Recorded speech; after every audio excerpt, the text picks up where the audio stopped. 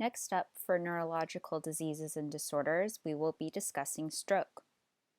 Stroke is the fourth leading cause of death in the United States. And when we say stroke, actually this is a term that covers a broad range of several conditions. Stroke involves the disruption of a brain function due to the blockage or the interruption of blood flow. This interruption of blood flow could be the result of ischemia, or it could be the result of bleeding. If it is ischemia, we call it the ischemic stroke. So what happens here is similar to what we studied in heart disease. The decreased blood flow leads to the damage and death of the cells. Remember, ischemia means inadequate blood supply. However, in the condition called transient ischemic attack, or TIA, this is not considered a real stroke, though sometimes it is referred to as a mini stroke. And this is because, as the name indicates, the blockage is transient or temporary. So therefore, this episode of attack is self-limiting and the patient can fully recover. It is a temporary blockage of blood flow to the brain. So after a short time, the blood flow begins again and the symptoms will usually go away in about 24 hours. So we're talking, maybe less than a minute or 2 minutes of brain flow blockage. In the case of bleeding, that's what we have a hemorrhagic stroke. The blood vessels in the brain literally erupt, and that could be much more severe than an ischemic stroke. Aneurysm refers to the dilation and bulging of the smooth muscle in cerebral arteries. Usually, aneurysm occurs at the point of where an artery divides or splits. So the branching part of the artery is where this occurs. And we know that smooth muscle tissue is present in the walls of the blood vessels. So where we have an aneurysm, it's almost like the weaker spot of a balloon. So with this pressure building on it, this spot would be protruding out more than the rest of the artery. And because this is a weaker part, it's more likely to break. So when this happens, we have the hemorrhagic stroke. So all these conditions can be connected.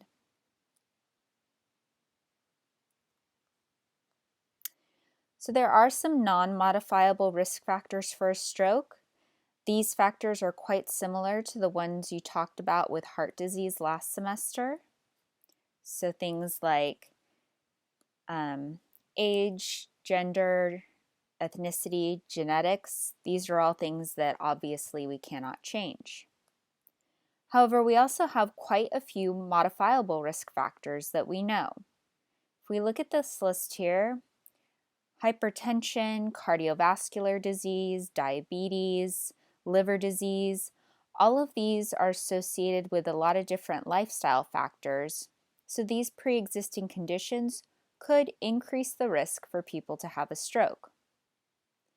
Then in addition to these diseases, we also see lifestyle factors.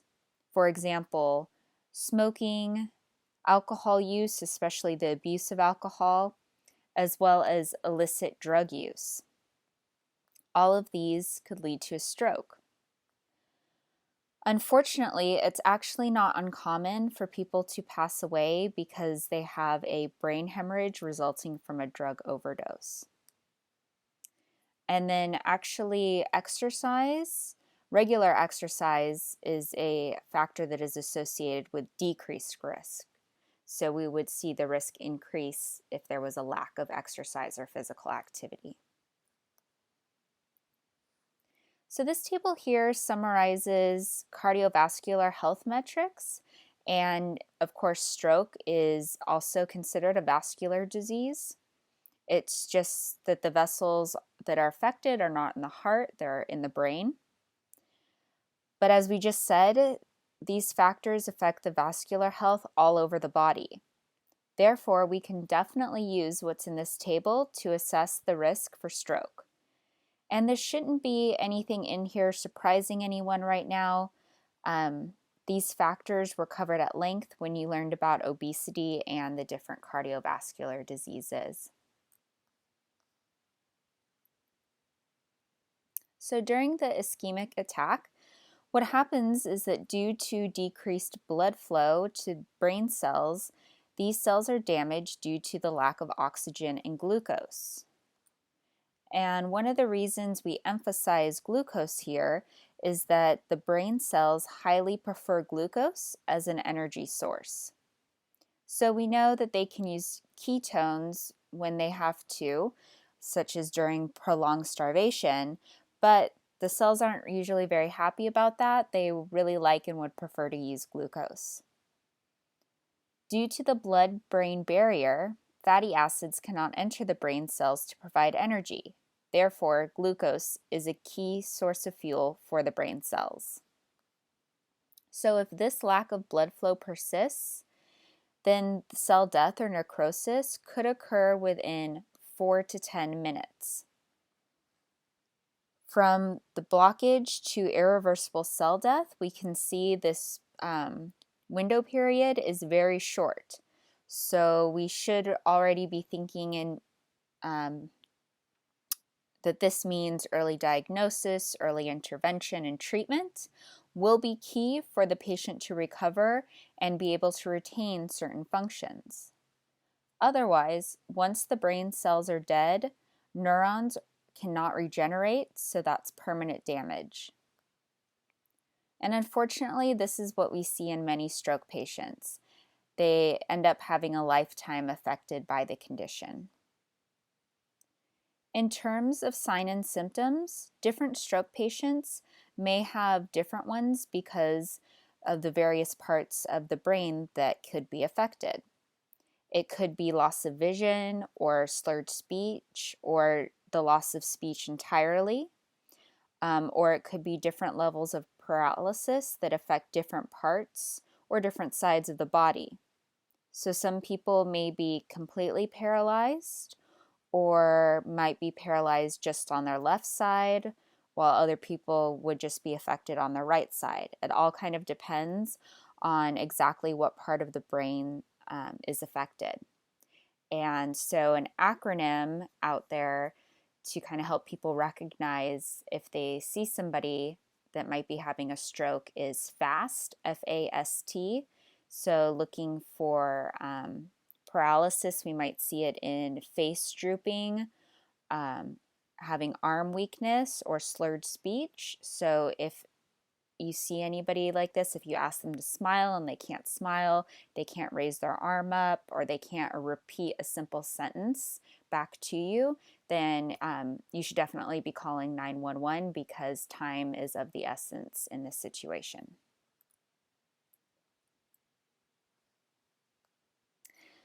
The NIH has a stroke scale to help with medical diagnosis. So this scale works on the loss of function, for example, ability to speak or to move, and also consciousness.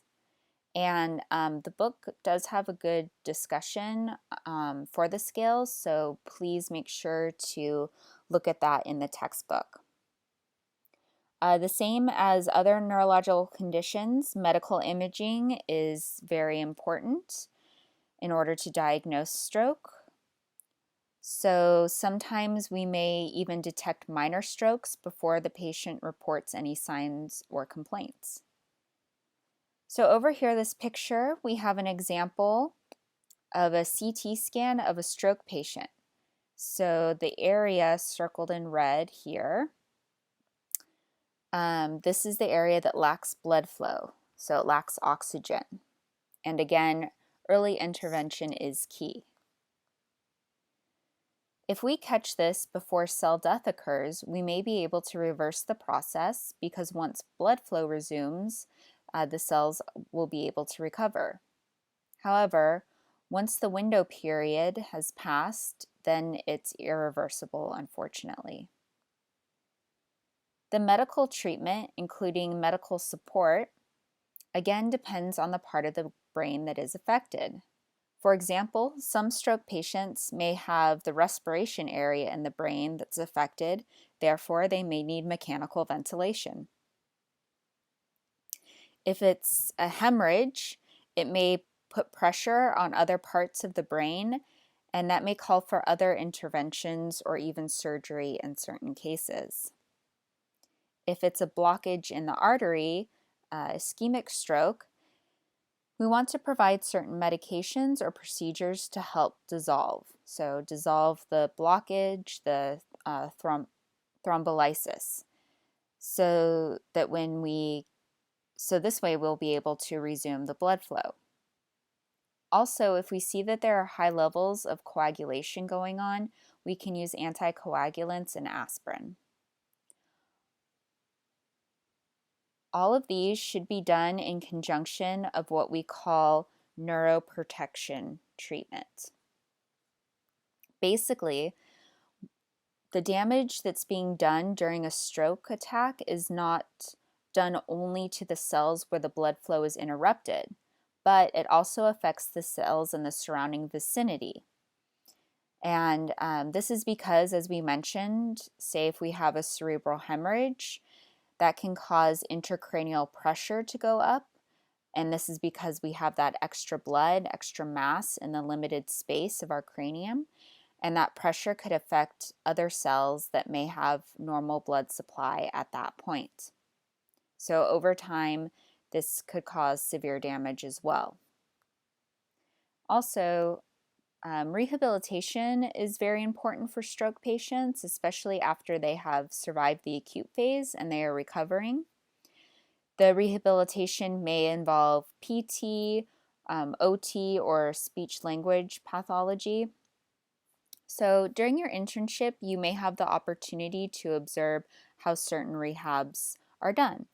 So for PT and OT, this is mostly for the movement of the body, motor functions, and that's easy to understand why we would need it in this case to help them regain some of their ability to do those activities of daily living, their ADLs.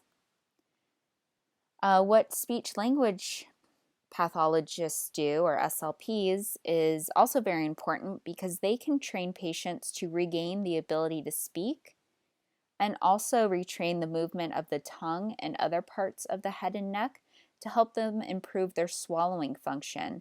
And of course, this would have a direct impact on nutrition. So of course, we want to, for all patients, collaborate with different professionals on the healthcare team, but also for especially for stroke patients as well. For nutrition implications, depending on the areas of the brain affected, patients may have impaired swallowing function, chewing function, or they cannot feed themselves because they have no longer the use of their arms anymore, or at least temporarily. If damage to the brain cells persists, they may lose or may have compromised use of certain muscles, and this could lead to dysphagia. For example, this would be like if they swallow some food of a certain texture, it may not go down the esophagus but ends up in the airway, which is something that we really don't want. And when we talked about upper GI disease, we did discuss dysphagia. So again, depending on the level of dysphagia, SLP will be able to assess this based on a barium study or other tests. And the SLP will likely recommend a certain texture, could be regular texture, pureed. They could be on different liquid thicknesses, so honey or nectar thick or thin liquids. So we do have that National Dysphagia Diet Regimen, and that would be a great resource to use. One thing that we do need to know is that although stroke occurs in the brain, these patients do not experience a hypermetabolic phase as seen in the brain trauma patients. So although this is a neurological disease condition, it is not hypermetabolic or hypercatabolic. So what this means is that the energy required is not increased as we would probably see in someone with traumatic brain injury. So again, for stroke and aneurysm, they do not experience the hypermetabolic phase. We do need to apply individual nutrition support. This could be done through oral or enteral or parenteral routes, or using a combination of these different routes. We really need to know that which nutrition problems may be long-lasting. So they may not be confined to the intake or clinical domain. It may also affect the behavior domain. For example, if someone who is right-handed and then as a result of a stroke lost the use of their right side of their body, how would this person prepare a meal for themselves or conduct other daily functions? So it would be very inconvenient for this individual. As we mentioned in the overview section, neurological conditions could affect food insecurity because the individual may lose the ability for self-care, to self-feed, the ability to go out and buy groceries. So all of these things we need to be keeping in mind. Typical problems in the nutrition diagnosis could be inadequate oral intake or inadequate protein energy intake. And this is not surprising because if they're having swallowing difficulty or self-feeding difficulty, these diagnoses would make sense.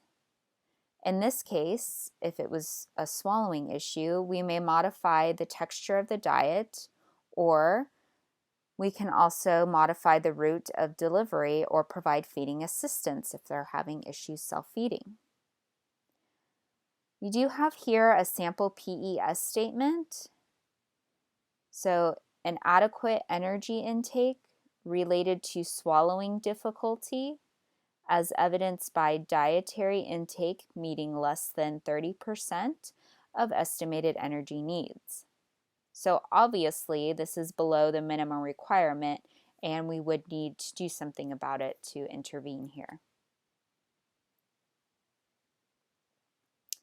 For nutrition intervention, we could provide enteral support, especially for those patients who are in a coma or a medically induced coma, or they can't swallow properly. So definitely enteral nutrition support could be indicated. We can also modify consistency of the food or liquids and change the position of the patient with help of the SLP and engage the patient in rehab in swallowing functions and speech functions. So all of these could help a patient who still has partial function with the intention to have more PO intake.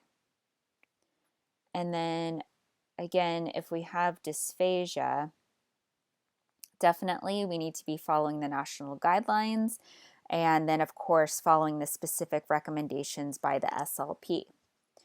And really we do have to follow their recommendation. If they prescribe honey thick liquids, that's what we'll do.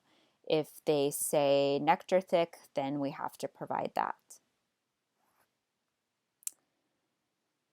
So for long-term management, we need to manage those modifiable risk factors. So things like smoking, we need them to quit smoking, stop using illegal drugs, things like that, maybe get more exercise. So things of that nature. For monitoring and evaluation, we should think about what could be affected by the stroke function-wise, and this is what we'll need to be checking on. For us as dietitians, this may be swallowing status and ability to self-feed. And of course, these are very important because they have a direct impact on PO intake. Then we also want to develop adequacy and ensure adequacy of their intake because of their condition, or maybe medications that they are using to manage their condition. That could affect the person's ability to have adequate oral intake. So this is really the main concern we have for these patients.